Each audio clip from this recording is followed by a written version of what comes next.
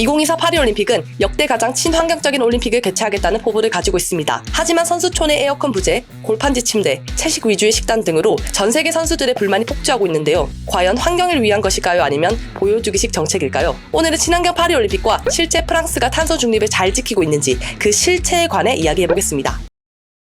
2024 파리올림픽은 국제 스포츠 대회 최초로 탄소 배출량을 이전 대비 절반으로 줄이고자 하는 목표를 가지고 있는데요. 주최 측에 따르면 340만 톤이 배출된 런던 올림픽과 360만 톤이 배출된 리우 올림픽에 비해 올해 파리올림픽에서는 절반가량인 약 158만 톤의 이산화탄소가 배출될 것으로 예상된다고 합니다. 이에 파리올림픽에선 건설, 운송, 운영 측면의 다양한 방법으로 탄소 배출량을 줄이려 합니다. 첫 번째로 시설의 95%를 기존 시설로 활용했습니다. 새롭게 건축하는 건물의 경우 친환경 목재 사용 등 저탄소 건축 방법으로 건설하고 기존 건물들 또한 태양열 지붕을 설치하여 탄소 발자국을 줄이려 했습니다. 두 번째는 저탄소 식단입니다. 식재료의 80%를 지역 제철 농산물로 현지 조달하며 올림픽 동안 음식물 낭비와 쓰레기를 최소화하는 것을 목표로 했습니다. 또한 선수촌 식단의 60%를 채소로 구성하고 육류 함량을 줄인 저탄소 메뉴를 제공하기도 합니다. 세 번째, 재생 가능 전기입니다. 올림픽 모든 경기장에서 재생 가능 전기를 공급하는 걸 목표로 화석연료보다 풍력, 태양광 등의 친환경 전기를 사용하도록 했습니다. 이외에도 일회용 플라스틱 사용량을 절반으로 감소시키고 경기장의 80%가 반경 10km 이내 올림픽 선수촌에서 30분 이내로 위치시켜 자전거와 대중교통을 활용할 수 있는 저탄소 수송을 운행하고 있습니다.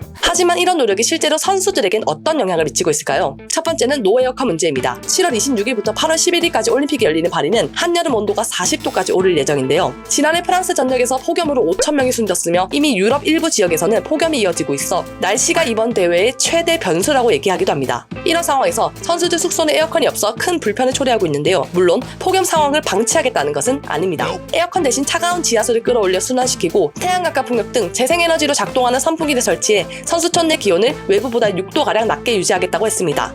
두 번째는 골판지 침대 문제입니다. 골판지 침대는 95% 이상 재활용 가능한 재료로 만들어져 사용 후에도 쉽게 분해되어 환경에 부담 주지 않는 것으로 알려져 있습니다. 또한 가벼운 무게로 물류 과정에서 발생하는 탄소 배출을 줄이기도 합니다. 3년 전 도쿄올림픽에서 사용한 골판지 침대보다 50kg 더 무거운 250kg까지 버틸 수 있도록 내구성을 개선했습니다. 하지만 입소 첫날 자고 나서 온몸이 쑤시다며 매트리스 토퍼를 주문한 선수가 생기기도 했죠. 세 번째는 채식 위주 식단 문제로 가장 불만이 많았는데요. 기존 식단에서 채식이 2배 늘었는데 식물성 재료를 2배 늘리면 한 개 식사당 1kg의 탄소 배출량을 줄일 수 있다고 합니다. 이에 일부 선수들은 채식 식단이 건강에 좋고 환경 보호에 기여한다고 긍정적인 입장을 보이기도 했습니다. 하지만 많은 선수들이 영양 불균형, 음식 품질 문제, 맞지 않는 식습관 등으로 인해 불만을 제기했습니다. 선수들은 이런 문제 상황에 대해 불편함을 표하고 있는데요. 프랑스는 파리협정에 따라 2050년까지 탄소 중립을 달성하겠다고 약속했습니다. 하지만 현재 올림픽에서 상황은 프랑스의 탄소 중립 정책이 실제로 얼마나 효과적인지에 대한 의문을 제기하고 있는데요. 잠깐 여기서 파리협정과 탄소 중립에 대한 개념 짧게 설명하고 넘어가겠습니다. 파리협정은 2015년 유엔에서 채택한 국제협약으로 교토의정서를 대체한 2020년 이후의 새로운 기후협약입니다. 파리협정은 최악의 기후변화 시나리오를 막기 위해 지구 평균 온도 상승을 2도 이하로 유지하고 나아가 1.5도 이하로 제한하는 것을 목표로 내걸고 있습니다. 즉, 온실가스를 줄여 기후변화를 최소화하려는 전 지구적 합의안인 거죠. 탄소 중립이란 인간의 활동으로 배출되는 온실가스를 최대한 줄이고 남은 온실가스를 흡수하거나 제거하여 실질적인 배출량을 0으로 만드는 것을 의미합니다. 다시 본론으로 돌아와서 프랑스는 2015년 파리협정을 주도하며 2050년까지 탄소 중립을 달성하겠다는 목표를 세웠습니다. 이를 위해 여러 가지 정책을 추진하고 있는데요. 2027년까지 석탄 화력 발전을 완전히 중단하고 2050년까지 재생에너지 전환을 목표로 하고 있습니다. 구체적으로 2050년까지 태양광 발전 설비 설치 용량을 100kW 이상으로 10배 확대하고 해상 풍력과 육상 풍력 발전량 또한 각각 40kW로 늘리겠다는 목표입니다. 또한 프랑스의 온실가스 최대 배출원인 교통 분야를 2030년까지 현행보다 30% 감축하기 위해 전기차 보급을 늘리고 대체 교통수단을 확대하기로 했습니다.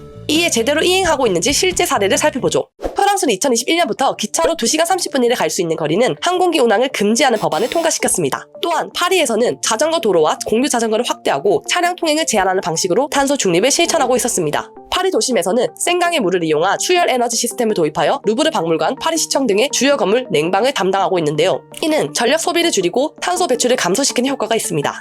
또한 프랑스는 무탄소 에너지인 원자력 에너지의 의존도가 높은 국가입니다. 원자력 발전을 통해 에너지 자립과 기후변화에 대한 대응을 동시에 추구하고 있는데요. 이를 위해 원전 세대 교체와 후처리 기술 개발에 적극 투자하고 있으며 여러 비판과 지지의 의견이 공존한다고 합니다. 하지만 프랑스의 환경 정책에는 숨겨진 이면도 있습니다. 프랑스 프랑스는 샤넬, 디올, 에르메스 등의 본고장으로 패션의 중심지라고도 하는데요. 패션 산업은 원재료 생산, 가공, 유통, 폐기 과정에서 막대한 온실가스 배출과 환경오염이 유발됩니다. 실제로 티 한 장을 생산하는데 한 사람이 약 2.5년 동안 마실 수 있는 양인 약 2,700리터의 물과 자동차로 56km를 주행할 때 배출되는 6.75kg의 이산화탄소가 배출됩니다. 프랑스 정부는 패스트 패션의 환경적 영향을 줄이기 위해 강력한 규제를 도입했는데요. 패스트 패션이란 최신 유행을 반영하여 저렴한 가격에 대량 생산하고 빠르게 유통하는 패션 산업을 말합니다. 트민남 트민녀가 될 수도 있지만 환경오염과 노동 착취, 낮은 품질 등을 야기하기도 하는데요. 프랑스는 패스트 패션 제품당 5유로 약 7,400원의 환경 부담금을 기업에 부과하고 판매되지 않는 의류를 소각하고 폐기하는 것을 금지하는 법안을 통과시켰습니다. 하지만 많은 패스트 패션 브랜드들이 이러한 규제를 피하고자 생산을 해외로 이전하고 있는데요. 이는 프랑스 내 일자리 감소와 경제적 타격을 초래할 뿐만 아니라 해외에서 생산된 의류는 다시 프랑스로 수입되면서 탄소 배출이 증가하는 역효과를 낳고 있습니다. 프랑스의 골프장 물 공급 문제도 큰 논란이 되고 있습니다. 기록적인 가뭄으로 인해 대부분의 지역에서 물 사용을 제한하고 있지만 골프장은 예외입니다. 골프장 잔디를 유지하기 위해 밤에 물을 줄 수 있도록 허용하고 있으며 이는 물 부족 문제를 더욱 악화시키고 있습니다. 환경단체들은 이러한 정책이 부유층의 이익을 우선시하는 것이며 마실 물이 부족한 상황에서 잔디밭에 물을 주는 것은 쓸모없다며 비판하고 있습니다.